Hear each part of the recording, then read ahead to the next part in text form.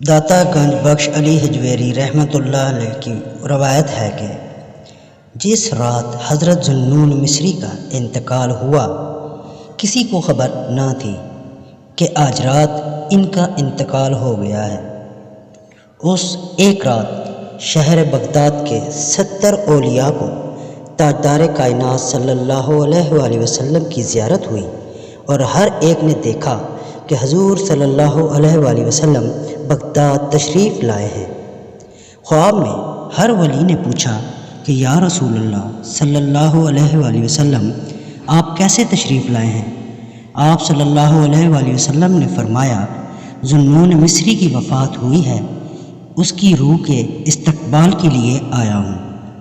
دنیا دھاڑے مار کر روتی ہوئی صبح اٹھی تو ان کو خبر ہوئی کہ یہ ذوالنون مصری کس مقام و مرتبے کے حامل تھے، مگر وہ دنیا سے جا چکے تھے۔ اور جب لوگ ان کے گھر پہنچے تو نور کے کلمات سے ان کی پیشانی پر لکھا تھا تگانے حبیب اللہ و ماتے فی حب اللہ، یعنی اللہ کا عاشق تھا اور اس کے عشق میں وفات پا گیا، اللہ کا محبوب تھا اور اس کی محبت میں وصال فرما گیا۔ سخت گرمیوں کے دن تھے، ان کا جنازہ اٹھایا گیا۔ اطراف و اکناف سے ہزاروں لاکھوں پرندے جمع ہو گئے اور انہوں نے پر جوڑ کر سائبان بنا کر سایہ کر دیا۔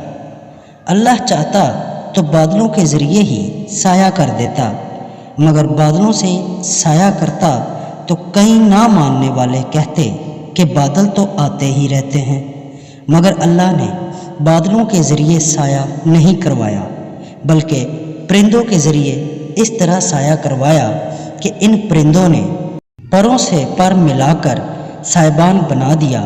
نیچے ذوالنون مصری کا جنازہ جاتا تھا اور اوپر پرندوں کا سائبان چلتا تھا۔